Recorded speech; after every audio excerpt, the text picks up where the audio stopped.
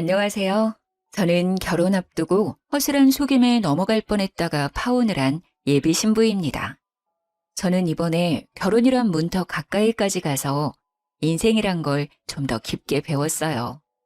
사람이 돈에 대해 악랄하고 추잡해지면 어디까지 밑바닥을 보일 수 있는지를 알게 되었거든요.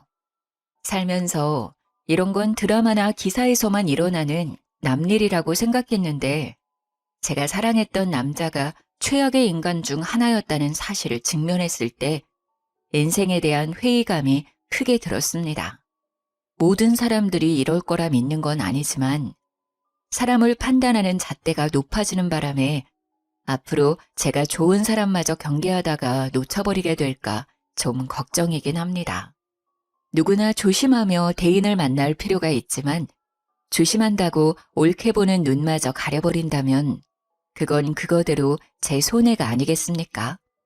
제 경험을 사연으로 올리면서 좀 더 객관적으로 제 문제를 바라보고자 찾아오게 되었습니다. 부디 이 글을 끝마칠 때쯤엔 제 분별력이 한층 더 성장할 수 있길 바라면서 적어보도록 할게요. 저는 예비 신랑과 결혼을 전제로 만나기 위해 소개팅을 통해서 만난 인연입니다. 저희는 서로에게 크게 마음이 있어서 만남을 시작했다기보단 각자 생각하는 개념이 비슷해서 자연스레 관계가 이어졌던 것 같아요. 저도 자산 관리에 진심인 편이지만 예비 신랑 쪽도 돈에 대해서 철저한 개념을 갖고 있었거든요.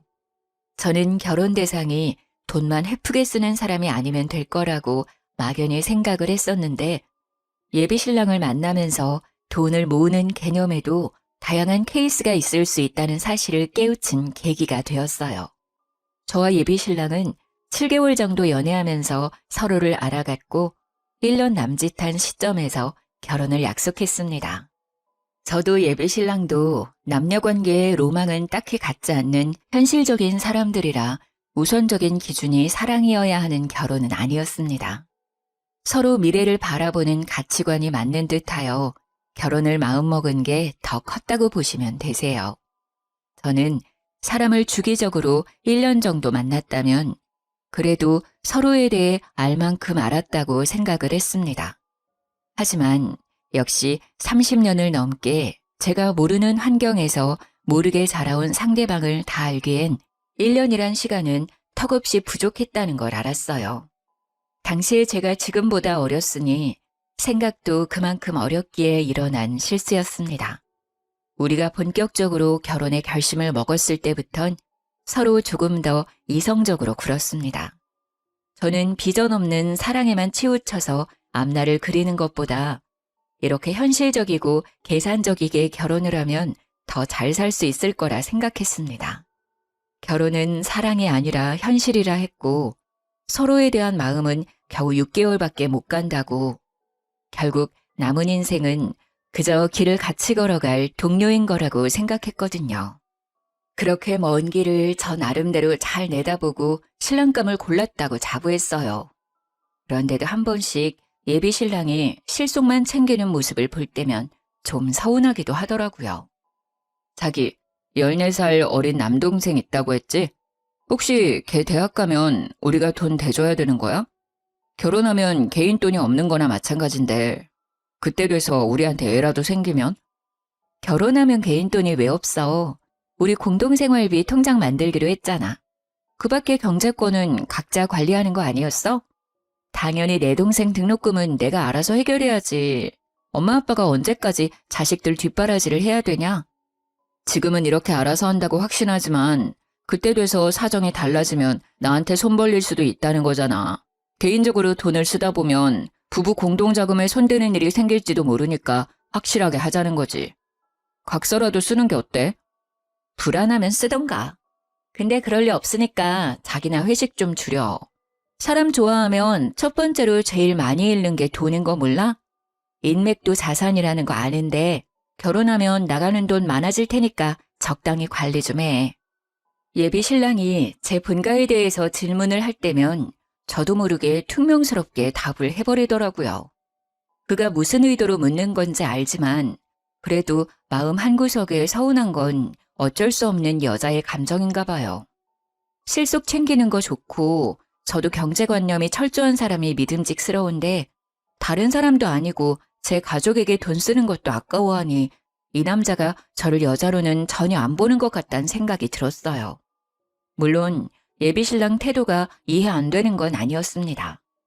예비신랑은 외동이라서 형제 쪽으로 돈이 들어가거나 빌려줄 일이 없는 상황이긴 한데 그래서 우리 집에만 돈이 들어가면 더 자기 손해라고 생각하는 것 같더라고요. 저는 말 그대로 14살이나 어린 남동생이 있어요. 그런데 부모님이 그때까지 남동생에게 경제적 지원을 하기에는 건강에 무리가 갈지 모르잖아요. 해서 제가 부모님을 도와서 생활비를 보태고 있는 상황이었거든요. 그렇다고 제 수입이랑 여건에는 차질이 생길 정도가 아니었기 때문에 저는 괜찮았단 말이죠. 그렇게 집에다가 생활비를 대주더라도 저는 따로 모은 돈이 4억 5천 정도 있었어요. 나가는 돈만 있던 게 아니라 제 나름 목돈을 만들 정도의 수익은 벌고 있었다는 뜻입니다. 그런데 제가 예비신랑에게 서운함을 느낄 수밖에 없었던 건 저희가 결혼 전제로 만나는 거라서 각자 수익은 투명하게 공개를 했었거든요. 저는 제가 집안의 가장이나 다름없어서 나가는 돈이 꽤 되는데도 불구하고 큰 돈을 모았는데 정작 외동인 예비신랑은 시부모가 노후 준비되어 있는 상황이었고 저랑 동갑에 직장 연차도 더 높으면서 겨우 2억 8천 정도를 모은 상태라고 했습니다. 모은 것 자체는 당연히 대단하다, 칭찬을 해줘야 할 부분인 거 알아요. 요즘처럼 물가 높은 마당에 주식이나 투자도 안 하고서 2억 넘게 모으기가 어디 쉽나요? 근데 이렇게 저는 예비신랑 여건을 이해해 주려 노력하는데 예비신랑은 유독 제 가족에게 나가는 돈을 벌써부터 우리 부부 돈이라 생각하면서 아까워하니까 저도 서운하다는 겁니다. 물론 예비신랑이 자기 입으로 직접 내 돈 나가는 게 아깝다고 말을 한 건 아니지만 그런 느낌이 어디 말로만 표출해야 눈에 보이는 건 아니잖아요. 제가 하는 고민은 예비신랑한테서 약간 내가 하면 괜찮고 남이 하면 안 되는 내로남불의 태도가 보인다는 게 불편했다는 거예요. 저는 나가는 돈이 많아도 정말 알뜰하게 관리하는 편이었는데 예비신랑은 수익이 좋은 사람이라 할지라도 그만큼 모이는 돈이 적었어요. 예비신랑이란 사람은 정말 다 좋은데 사람 만나는 걸 좀 즐기는 편이거든요.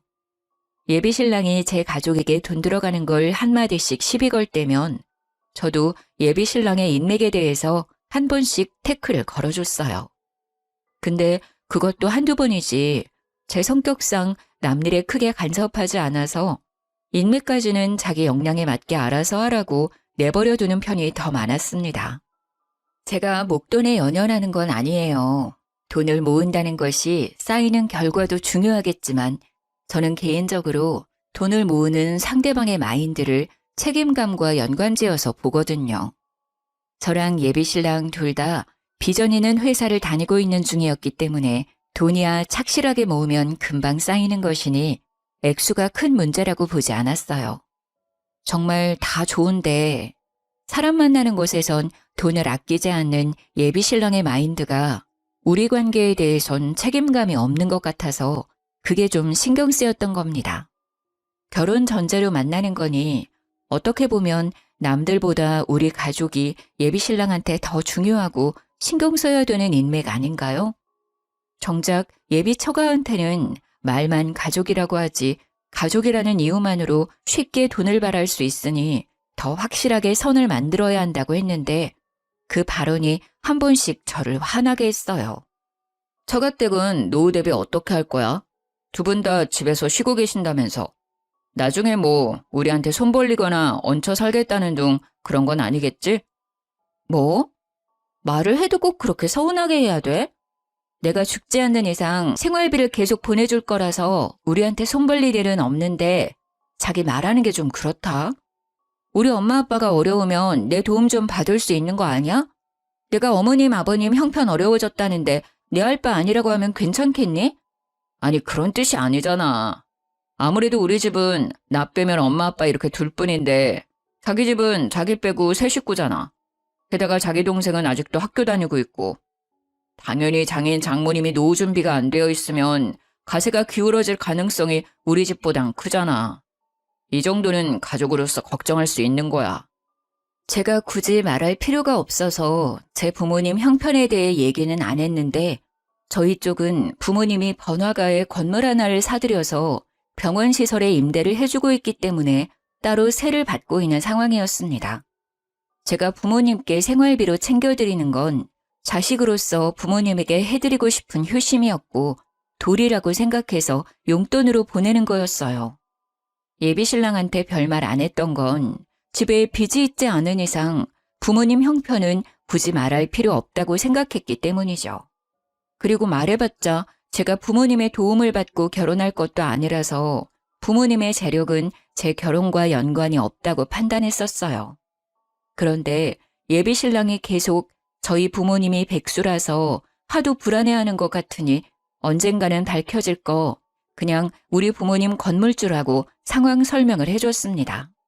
그러니까 엄마 아빠가 우리한테 손 벌릴 일은 없어.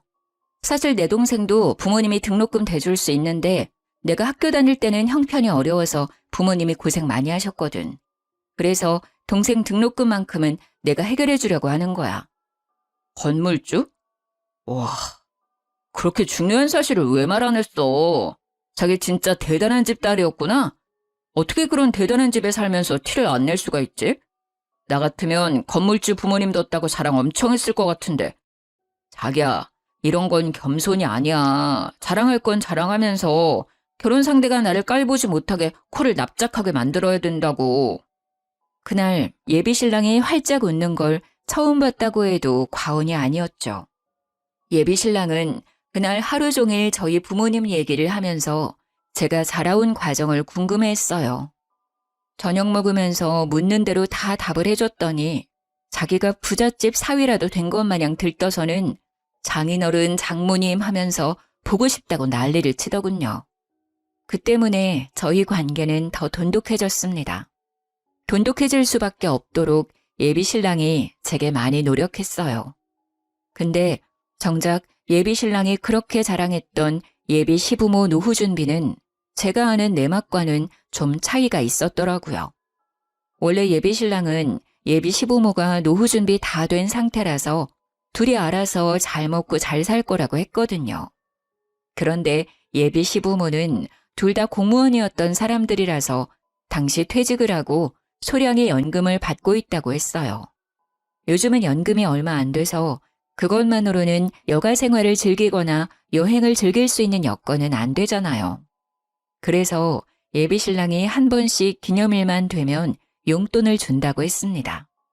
약간의 용돈만 있으면 굳이 우리한테는 손 벌리지 않을 거라고 뒤늦게 저한테 고백하더라고요. 저는 예비신랑이 예비 시부모 노후에 대해 엄청 대단한 자산이라도 있는 것처럼 얘기를 하길래 아예 예비 시부모에게 터치 안 해도 되는 줄 알았습니다. 그런데 기념일마다 용돈을 주고 있었고 예비 시부모가 여행 가고 싶다고 하면 예비신랑이 돈을 보내줘야만 갈 수 있는 상황이라고 하더라고요. 그 말은 지금 우리가 결혼하면 어머님 아버님한테 계속 돈을 줘야 한다는 거네. 그거 자기가 알아서 해결하는 거지? 우리 각자 가족한테는 새 가족 생겼다는 이유로 확실히 선 긋기로 했잖아. 자기 선에서 알아서 하는 건 내가 딱히 간섭 안 할게. 그건 그런데 그래도 이건 상황이 좀 다르지 않나? 우리 부모님이 많은 돈을 바라는 것도 아닐 거고 또 처가 쪽은 부자잖아. 이러면 한쪽이 무조건 치우치게 되는데 자기 입장에서도 좀 그럴걸? 친동은 잘 먹고 잘 사는데 시댁은 손가락 빨고 있다고 생각해봐. 쪽팔리지 않겠어? 자기 웃긴다. 우리 부모님이 백수인 줄 알 때는 기를 쓰고 손에 안 보려고 하더니 까고 보니까 자기 쪽 형편이 안 좋아서 손을 벌리시겠다? 다 형편에 맞게 사는 거지 그런 게 쪽팔릴 문제야? 자기는 우리 부모님 백수라고 했을 때 쪽팔렸나 봐? 아니, 내가 어떻게 처가를 그렇게 생각하겠어. 알았어, 미안해. 내가 좀 팍팍했다는 거 인정할게. 솔직히 우리 집 그렇게 넉넉하지 않은 거 맞아. 그래서 손해보는 거 더 무서워했던 거야. 나도 너희 집 어렵다고 하면 당연히 도와주고 싶지. 그런데 그럴 형편이 안 되는 거 아니까 일부러 자존심 세웠던 거야. 예비 신랑은 그제야 자기의 진심을 실토하면서 자존심을 내려놓았습니다. 그렇게까지 기죽은 채로 사과를 하니까 제가 오히려 더 미안하더라고요. 사실 이렇게까지 예비 신랑 기를 죽이고 고개 숙이게 만들 생각은 없었거든요. 예비 신랑의 이기적인 태도 때문에 순간 저까지 남을 짓누르며 머리 꼭대기에 서려고 했던 것 같아 반성을 하게 되었습니다. 그게 저희 사이의 고비였다면 고비라고 할 수 있었겠네요. 저희는 서로 경제관 차이에 대해 좀 더 진솔한 이야기를 한 뒤에야 결혼 날짜를 잡을 수 있었습니다. 그때만 해도 예비 신랑의 마지막 자존심까지 꺾어봤기 때문에 더 이상 예비 신랑과는 갈등이 없을 줄 알았어요. 예비 신랑이 돈 문제로 저한테 꼬리를 내렸으니 계산적인 행동을 심하게 하지 않을 거고 저희 가족에게 제 개인적인 돈이 들어가더라도 더는 아까워하지 않겠구나 확신을 했죠. 오히려 그렇게 예비 신랑의 밑바닥까지 속 시원하게 터놓으니까 사실 제 마음은 편했습니다. 그래서 결혼을 문제없이 진행하려고 했던 거예요. 예비 시댁에 인사를 하러 가려고 날짜를 잡은 뒤 저 나름 신경 써서 한우 세트를 준비했어요. 예비 신랑이랑 의논 안 하고 준비했던 거라 예비 신랑이 무척 좋아하더라고요. 긴장하는 제게 보나마나 자기 부모님이 저를 100점짜리 며느리라고 생각할 거라면서 들떠 있었습니다. 그게 예비 신랑이 제게 주는 위안이라고 생각했는데 예비 시부모는 진짜로 저를 보자마자 안아주면서 보고 싶었다고 살갑게 대해주셨어요. 솔직히 버선발로 뛰어올 정도로 좋아해 줄지는 몰랐습니다. 좀 당황스러웠지만 미움을 받는 것보단 100만 배 나은 대접이 아닙니까? 저는 그 뒤로 안심하면서 내숭 없이 인사를 드릴 수 있었어요. 이런저런 대화를 편하게 나누다 보니까 예비 신랑이 생각보다 저에 대해 많은 걸 얘기해 놨더라고요. 예비 신랑이 미리 언질을 했다길래 저는 그저 제 성격이나 됨됨이, 직업이랑 나이 정도만 말해놨을 거라고 생각을 했어요. 그런데 제 경제력까지 아주 세세하게 알려놨더라고요. 저뿐만이 아니라 저희 부모님 형편까지도요. 불쾌했다기보단 예비 신랑이랑 돈 때문에 잠깐 갈등이 있었다는 것까지 알고 계셔서 좀 당황스러웠습니다. 우리 아들이 워낙 효자라서 가족한테는 돈을 안 아끼는 녀석이거든요. 그래서 항상 돈에 대해 좀 예민했어요.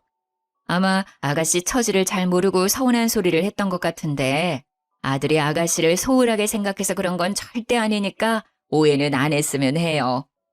그럼요. 이미 얘기 끝난 일이라서 그 부분에 대해선 전혀 개의치 않고 있어요. 근데 저희끼리 사소하게 오간 다툼인 줄 알았는데 알고 계셔서 좀 당황스럽긴 하네요. 어머님 아버님한테 잘 보이고 싶었는데 이미지가 깎였겠어요. 이미지가 깎이긴 왜 깎여요? 얘기 들어보니까 참 꼼꼼하고 야무진 사람이던데. 나는 오히려 아들을 나무랐다니까요. 요즘 애들 돈 개념이 해퍼서 자기한테 투자하기 바쁘지 누가 부모한테 손 안 벌리려고 결혼자금 미리 모아서 4억을 만들었겠어요. 그것도 나이 30대 초반밖에 안 된 사람이. 우리 아들이 무조건 잘못 판단한 거예요. 예비 시모는 자기 아들을 과하게 깎아내리면서 제 기분을 맞춰주려고 했어요. 처음에는 그저 저를 위한 배려라고만 생각했는데 듣다 보니까 그냥 제 편을 드는 느낌이더라고요. 마치 제 환심을 사려는 것 같다는 느낌이었죠. 하지만 그때는 예비 시부모와 첫 만남이기도 했고 첫 만남에 저한테 이렇게까지 환심을 살 이유가 없다고 생각해 그저 착각이라고만 봤습니다. 어쨌든 예비 시부모는 제가 젊은 나이에도 불구하고 사치 안 부려서 좋아하는 것 같았어요. 일단 좋아해 주시니 그걸로 점수는 괜찮게 땄다고 생각했죠. 결혼을 한다면 시집살이는 크게 당하지 않겠구나 함부로 예측하기도 했습니다. 그래서 저도 그 뒤로 예비 시댁을 찾을 때면 예비 시부모에게 일찍부터 며느리 노릇을 잘했어요. 이미 저는 그 집에서 며느리 대접을 받고 있기도 했습니다. 예비 시모는 며느리가 생기면 하고 싶었던 일들이 많다면서 딸이 있었다면 좀 덜 했을 텐데 무뚝뚝한 아들만 있다 보니까 며느리를 너무 기다렸다고 하더라고요. 저를 보면서 딸이 생긴 것 같아 정감이 간다고 이것저것 다 해주고 싶다고도 하는 겁니다. 예비 시모의 마음이 너무 고마워서 저도 그런 애교 많은 예비 시모에게 살가운 며느리가 되어주고 싶었어요. 결혼 전부터 예비 시댁과 친해지면 저 또한 생활이 편할 테니까 예비 시모의 이런 친근함이 좋기만 했습니다. 그래서 그랬어요. 딸이랑 하고 싶었던 일이 있으면 나한테 다 말하라고. 내가 같이 해주겠다고 말이죠. 그랬더니 예비 시모가 어찌나 좋아하던지 그 모습을 보니 저도 기분이 좋아서 예비 시모와 개인적으로 데이트 날을 잡았어요. 예비 시모한테 뭐 하고 싶었냐고 물었는데 막상 하고 싶은 건 잘 모르겠다고 하시더라고요. 그냥 저랑 더 가까워지고 싶어서 같이 놀러 나가고 싶었대요. 저더러 그냥 자기한테 보여주고 싶은 곳 있으면 데려가 달라고 하길래 제가 알아서 데이트 코스를 짰습니다. 원래는 주말마다 예비 신랑과 꼭 만남을 가졌는데 한날은 일부러 예비 신랑과의 약속을 취소하고 예비 시모와 단둘이 맛있는 걸 먹으러 간 적이 있었어요. 그렇게 저는 예비 신랑 만날 때보다 더 신경 써서 그날 하루를 준비했습니다. 그렇게 기분 좋은 마음으로 예비 시모를 만나서 대형 카페에 디저트를 먹으러 갔는데요. 희한하게 예비 시모가 내내 딴 생각을 하고 있는 것 같은 거예요. 저와의 대화에 집중하지 못하고 계속 주위를 둘러보거나 높은 건물들만 쳐다보길래 혹시 재미가 없냐고 슬쩍 물어봤습니다. 그 순간 저는 좀 당황스러운 말을 들었어요. 누구랑 같이 노는 건데 재미없을 리가 있겠니? 그냥 바깥 나들이 안 한 지 오래됐다 보니까 높은 건물이 많이 생긴 게 신기해서 자꾸 쳐다보게 되네. 어쩜 건물들이 이렇게 다 화려하다니? 이런 것들도 다 주인이 있겠지? 건물주들은 돈 못 벌어도 참 배부르겠다, 야. 알고 보니 예비 시모는 지나다니면서도 저랑 식사를 하거나 커피 한 잔을 하면서도 내내 건물만 보고 있었던 거였어요. 그 의도가 뭔지 처음엔 몰랐습니다. 그런데 예비 시모가 그 다음 말을 뒤잇는 순간 제가 생각해오던 예비 시모란 사람과 그 실체는 다를 수도 있겠다는 걸 처음으로 느꼈어요. 소영아, 사돈 쪽도 건물주라고 했지? 병원 시설에 임대 주고 있다면서 바깥 사돈 건물도 여기에 이런 것들처럼 큼직큼직하니? 달에 돈이 어느 정도 들어오는 거야? 사돈 어른들은 좋은 곳에서 두 발 뻗고 자겠구나. 너무 부럽다. 아, 저도 자세한 건 굳이 여쭤보지 않아서 잘 몰라요. 그래도 건물 있는 거랑 사는 건 별개 문제인 것 같더라고요. 저희 부모님 그냥 평범하게 살고 계세요. 연식 60년 된 아파트에서 살고 있는걸요. 물론 압구정에서 값비싼 아파트이고 80평에 살고 있긴 합니다. 하지만 그 부분은 굳이 말씀드리고 싶지가 않았어요. 저희 집 건물 얘기를 하면서 눈을 반짝거리는 예비 시모가 좀 낯설게 느껴졌거든요. 아이고, 어디 사는 게 뭐가 중요하니? 사돈이 그렇게 알뜰하니까 너도 그 장점을 쏙 빼닮았나 보구나. 사돈이 자식 하나도 너무 잘 키우셨어. 어떻게 노후 대비까지 그렇게 탄탄하게 해놨대? 나도 생각이 좀 트인 사람이었으면 건물 하나 사놨을 텐데. 혹시 사돈 건물이 어떤 건지 나도 좀 구경할 수 있을까? 저는 이때 아차 싶었습니다. 예비 시모가 저랑 놀고 싶어 했던 건 저와 가까워지기 위해서가 아니라 저희 부모님의 건물이 궁금해서였다는 걸 크게 알아챘어요. 그래서 저와 시간을 보내는 내내 건물만 쳐다보기 바빴고 제가 알아서 저희 부모님 건물 앞으로 데려가 주길 기다리고 있었던 것 같았습니다. 순간 당황해서 아무런 대답을 못했어요. 저도 모르게 표정 관리도 못했던 건지 예비 시모가 불편하면 굳이 안 그래도 된다며 한 발자국 양보하더군요. 못 보여줄 이유는 없으니까 예비 시모한테 구경시켜드리겠다고 말은 했는데 부모님의 건물까지 가는 내내 저는 예비 시모가 던지는 말에 전부 떨떠름하게 답했어요. 애교 많다고만 생각했던 예비 시모의 모습이 그 순간만큼은 무력에 눈이 먼 사람 같아서 정이 살짝 떨어졌거든요. 그렇게 도착한 건물 앞에서 예비 시모는 더욱더 가면을 벗었습니다. 사실을 듣기만 했을 때보다 직접 확인했을 때 더 큰 충격과 희열을 느끼지 않습니까?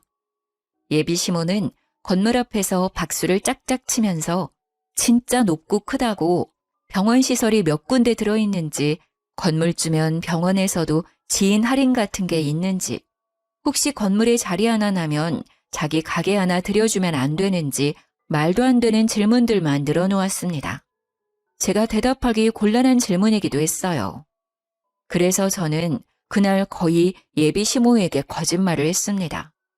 병원 건물이라서 개인적인 장사는 안 되고 건물주는 병원 관계자의 직계 가족이 아니기 때문에 할인 같은 거 없다고. 그냥 건물을 갖고만 있는 거고 월세만 받는 거라 아무런 혜택이 없다고 말입니다. 물론 몇 개 대답은 얼추 사실이기도 해요. 건물주한테 병원 할인이 왜 들어가겠어요? 설령 된다고 하더라도 직계가족이 아닌 생판 남이 무슨 권리로 할인을 요구하나요? 어쩌면 건물에 자리 하나쯤은 아빠가 선의를 베풀어 한 자리 내어줄 수는 있겠죠. 하지만 공짜는 안 되죠. 저희 부모님도 건물에서 나오는 새로 먹고 사시는 분들인데요. 예비 시모가 바라는 건 지금 남이 차려놓은 밥상에 숟가락 하나 올리겠다는 심산인 거잖아요. 저 그런 사람들 싫어하거든요. 저희 부모님도 노력 없이 바라기만 하는 사람 혐오하고요. 그런데 그 싫은 짓을 예비 시모가 그날따라 주야장천 해대더라는 겁니다. 예비 시모가 묻는 것마다 제가 부정적인 대답을 늘어놓았더니 곧 실망하는 기색을 보이더라고요. 이것도 안 된다, 저것도 안 된다 하니까 자기 기대에 못 미쳤는지 한숨을 푹 쉬는 겁니다. 저는 그것도 웃기더라고요.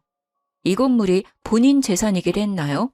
아님 누가 재력을 누리게 해주겠다 약속이라도 했나요? 아니죠. 그저 그쪽 아들과 결혼을 하겠다는 건데요.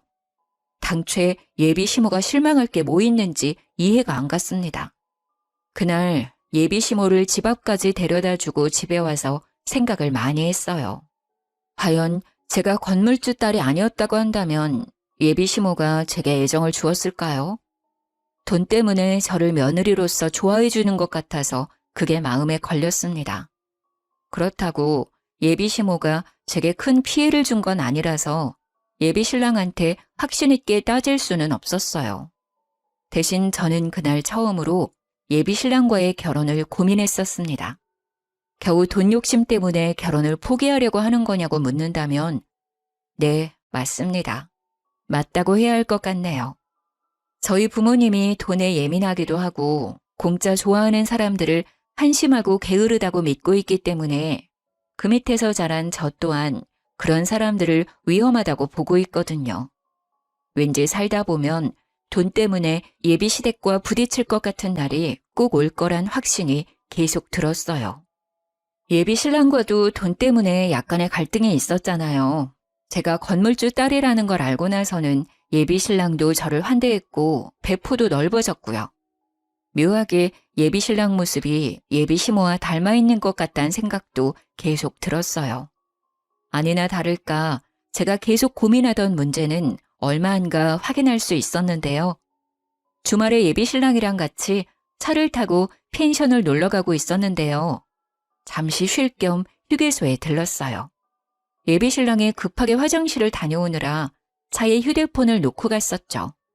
그 타이밍에 휴대폰으로 예비 시모한테 전화가 오더라고요. 받을까 말까 하다가 2번 연속 전화가 오길래 한번 받아봤더니 예비 시모 하는 말이 아주 기가 막혔습니다. 아들아, 큰일 났다. 네 아빠가 돈을 준비 못했어. 일단 소영이 살살 구슬려서 소영이 돈으로 결혼하고 나중에 갚겠다고 머리 좀 굴려보면 안 되겠니? 건물주 딸인데 그 정도는 껌이잖아. 처음엔 이게 무슨 말인가 싶었습니다. 예비 신랑이랑 저는 각자 모은 돈을 반반씩 합쳐서 결혼자금으로 될 예정이었던지라 서로 양가 부모님께 손 벌릴 일은 없었어요. 그래서 예비 시부가 무슨 돈을 왜 준비하고 있었는지 이해 못했고 또 그게 왜 우리 결혼이랑 연관이 되는지도 몰랐어요. 엄청 급박해 보이는 예비 시모 태도 때문에 저도 모르게 아무 말도 못하고 제 정체를 숨긴 채 내용을 더 엿들었습니다. 제가 아무 말도 안 하니까 수화기 안에서 예비 시모가 예비 신랑 이름을 몇 번 부르더니 혼자 뭐가 그렇게 불안한지 입을 가만두질 못하더라고요.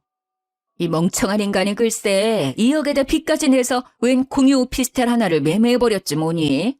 친구가 같이 하자 해서 투자했다는데 벌써 석 달이나 됐다더라. 근데 그게 또 망조라서 벌써 적자래. 나더러 겨우 있는 8천까지 달라고 하더라니까. 그러니까 예비 시모가 하는 말은 이랬어요. 예비 신랑이 모았다는 돈 2억 8천은 사실 없는 돈인데다가 예비 시부모가 어떻게든 마련해 놓았던 상황이었던 겁니다. 그런데 그 돈을 예비 시부가 몰래 빼돌려서 더 불리고자 친구 사업에 투자를 해버렸고 이혼 얘기가 오갈 정도로 싸웠지만 결국 8천만 원까지 예비 시부한테 빼앗긴 상태라고 했어요. 애초에 예비 신랑은 그런 돈을 모은 적 없는 사람이었고 결혼을 위해서 예비 시부모가 대출을 받아 급하게 만들어 놓은 거였어요. 아들 뒤치다꺼리를 부모 둘이서 나름대로 해결해 놓은 거죠. 그 모든 게 건물주 딸인 저를 붙잡기 위한 계획이었다는 것이 저를 더 열받게 했어요. 소영이가 모은 돈이 4억 5천은 된다고 했지? 결혼식은 최대한 소규모로 하고 그 돈으로 혼수랑 예물까지 하는 식으로 잘 좀 해결해봐라. 절대 남자라고 더해가는 그런 거 없다는 것도 똑부러지게 말해놓고 최대한 잘해서 불쌍하게 보여봐. 혹시 공짜로 결혼하게 될 수도 있지 않겠니? 남자 나이 30 초반과 여자 나이 30 초반은 확연히 다른 거라는 예비 시모 말이 저를 더 비참하게 만들었습니다. 예비 신랑 나이에 그런 직업이면 더 젊고 건강한 아가씨를 만날 수 있는 조건인데 저는 나이도 있고 출산 준비까지 하면 이미 노산으로 시작할 테니까 남자 쪽에서 손해를 먹고 들어간다고 하더군요. 그러니 늙은 여자 데려가 주는 것만으로도 내 입장에선 고맙게 생각해야 된다고 했고 제가 결혼 자금을 더 대는 게 어쩌면 당연한 거라는 이상한 논리를 주장하고 있었어요. 기가 차지 않습니까? 제 앞에선 알랑방귀 뀌면서 어떻게든 제 환심을 사 실체를 숨기기 바쁘더니 제 뒤에서는 예비 신랑이랑 이런 사기 작당을 꾸미고 있었다는 게 웃기잖아요. 당연히 겨우 빙산의 일각을 확인한 셈이겠지만 저는 일단 그 순간에 이미 큰 배신을 느꼈습니다. 제가 결혼을 고민했던 이유에 확신을 가해준 거나 다름없으니까요. 듣다 보니 예비 신랑이 계산적으로 행동하면서 우리 집에 손해보기 싫다는 식으로 말했던 과거들도 머릿속을 스쳐가더군요. 그렇게 피해보긴 싫어하면서 어쩜 남의 돈은 그리도 쉽게 생각하는 건지. 그 부모의 그 자식이지 않습니까? 저희가 그때 당시 이미 내년으로 결혼식장을 예약해 놓은 상태였는데 그 계약금도 예비 신랑이 바빠서 그 돈으로 제가 먼저 예약을 해 놓았거든요. 저는 당연히 예비 신랑 바쁘다니까 그런 줄로만 알았죠. 그 식장 예약마저도 예비 시모가 시켜서 일부러 제 돈만 쓰게 했다는 걸 알았습니다. 아들아, 왜 말이 없어? 답답해 죽겠네. 지금은 우리가 급한 상황이니까 소연이 돈밖엔 답이 없다고 알아들었어? 일단 결혼하는 게 중요하단 말이야. 걔가 우리 집 사람으로 들어오면 돈은 안 갚아도 돼.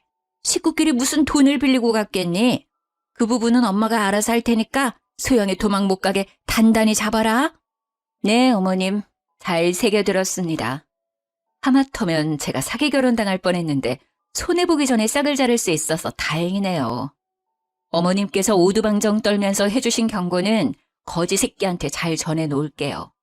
그동안 제 시간 빼앗긴 건 좀 억울하지만 저 놓쳐주셔서 감사드려요. 수학이 아는 아주 잠잠했습니다.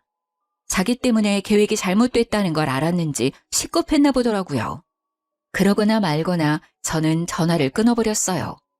예비신랑 폰이 잠겨 있어서 녹음 파일을 전송하지 못한 게 아쉬웠는데 그 문제는 그리 어렵지 않게 해결이 되었습니다. 화장실에서 돌아온 예비신랑에게 휴대폰을 건네주면서 좀 열어달라고 했더니 예비신랑이 껄껄 웃으면서 자기는 몰래 바람 피우는 사람 아니라고 스스로 아주 깨끗한 남자라며 흔쾌히 열어주더라고요. 그래서 저는 제게 통화 녹음을 쉽게 보낼 수 있었어요. 전송이 완료된 후로는 폰을 돌려주고 겉옷을 챙겼습니다. 돈이 없으면 없다고 솔직하게 말하지 그랬어. 내가 자기 가족 먹여 살릴 물주인지 몰랐네. 그동안 부모랑 머리 맞대고 우리 집 등골 빼먹을 작당하고 있었던 거야? 어머님 입에 모터 달린 줄 알았잖아. 지금 건물주 딸 놓치게 생겨서 난리가 났던데 얼른 통화해보지 그래? 무슨 소리야? 엄마한테 전화 왔었어? 뭐야, 내 전화 받은 거야? 왜 남의 전화를 함부로 받아? 엄마가 뭐라던데? 아니야, 엄마가 뭐라고 했든 그거 다 엄마 망상이야. 어머님이 내 돈 떼먹고 안 갚을 궁리하고 있던데? 망상도 어쩜 그런 빈대 같은 망상을 한다니? 돈 때문에 아들이 젊은 나이에 나처럼 늙은 여자 만나서 억울하신 것 같더라. 근데 생각을 해봐. 내가 더 엿같지 않겠어? 경제력 좋은 남자랑 결혼할 수 있었는데 너 같은 거지 새끼 만나서 내 돈 다 털릴 뻔했잖아. 얼른 엄마랑 통화하라니까? 우리 지금 파혼하는 거야. 저는 그대로 예비신랑 차에서 내렸습니다.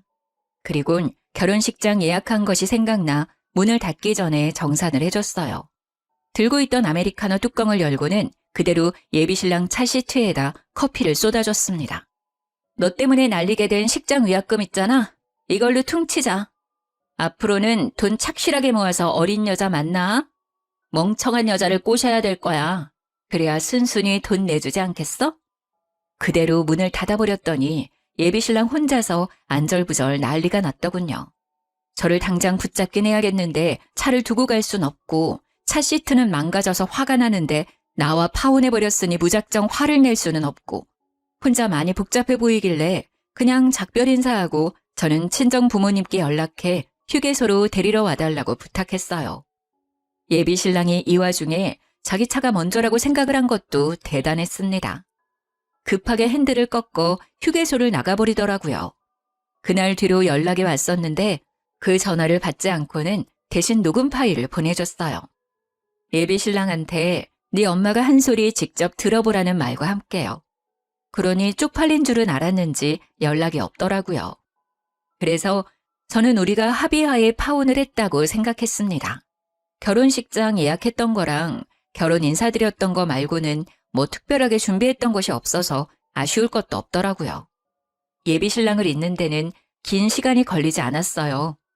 그런데 제가 좀 끈질긴 거머리 집안을 만났었나 봐요. 요가를 배우면서 마음의 안정을 찾은 지 한두 달이 지났을 때였습니다. 한날 요가 학원을 가던 중 부모님한테서 연락이 왔는데 웬 아줌마가 부모님 건물에서 난동을 부리고 있다는 연락이었어요. 그러면서 자꾸 나를 부르며 찾는다길래 서둘러 쫓아갔더니 세상에나 그 아줌마가 우리 부모님 앞에서 무릎 꿇고 있는 거 아니겠어요? 다 내 탓이니까 제발 우리 아들만 좀 데려가줘요. 절대 속이려고 그랬던 게 아니에요. 건물주 딸이라니까 나도 모르게 욕심이 나서. 우리 애는 내가 시키는 대로만 했을 뿐이에요. 잘못 없으니까 제발 내 아들 좀 받아주세요, 사돈. 나도 사정을 다 들은 사람입니다.